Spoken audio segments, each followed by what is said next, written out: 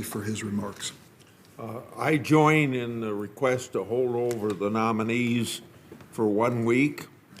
I'll have specific things to say about the nomination of Judge Jackson at that meeting a week from today. I want to just speak a little bit about process. Democrats have taken to repeatedly mentioning that Judge Jackson has been confirmed by the Senate 3 times, 2 of which were non-controversial, using votes for positions like the U.S. Sentencing Commission is going to make it much harder to confirm anyone to those positions. It encourages senators to apply the same standard used for evaluating Supreme Court nominations to every single position.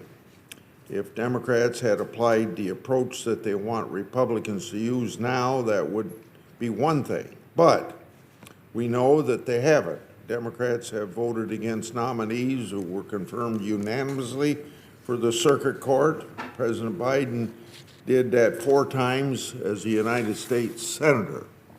10 other Democrats in the Senate now have done the same thing for more than 1 nominee. Hopefully then they will think hard before continuing down that road. Unfortunately, Judge Jackson's record is incomplete. That's because information has been withheld. We're missing all of Judge Jackson's non-public Sentencing Commission documents.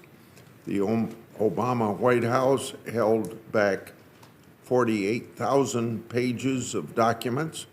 We also received an unconfirmed chart of probation sentencing for 14 cases from Judge Jackson and the White House that the Democrats have attempted to use to defend her record. And as far as the further inquiries go about how the nominee handled child exploitation cases, we're looking at a record. That's what we're supposed to do. It appears the White House want to hide that record. So with so much information withheld, we've examined her record. There were a lot of questions about Judge Jackson's judicial philosophy. She says her philosophy is based on her cases.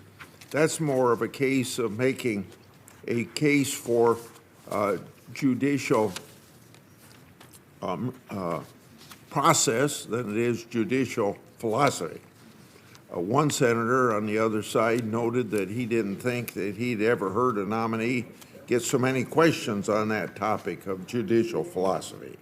Apparently, it's been conveniently forgotten by the other side that it was their current leader, Senator Schumer, who first publicly made judicial philosophy a primary reason for opposing nominees, and that's way back 2 decades ago. That's when the Democrats filibustered the first black female to the D.C. Circuit, and that was Janice Rogers Brown, who would have been maybe the first female black Supreme Court nominee if Democrats hadn't so vehemently opposed her. As I said, I'll have more to say on that subject once I've finished reviewing her record. I yield.